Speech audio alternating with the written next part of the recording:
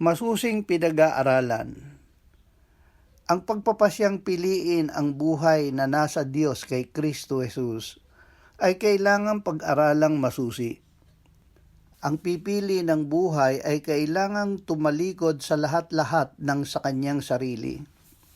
Sinabi ng Panginoong Hesus, "Sino sa inyo na nagnanais magtayo ng isang tore, ang hindi muna uupo at aalamin ang magugugol kung mayroon siyang sapat upang matapos ito? O sinong hari na pupunta sa pakikidigma laban sa ibang hari, ang hindi muna uupo at mag-iisip kung siya na may 10,000 ay kayang humarap sa may 20,000 na dumarating laban sa kanya?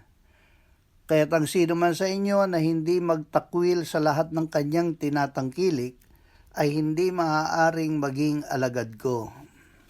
La, la.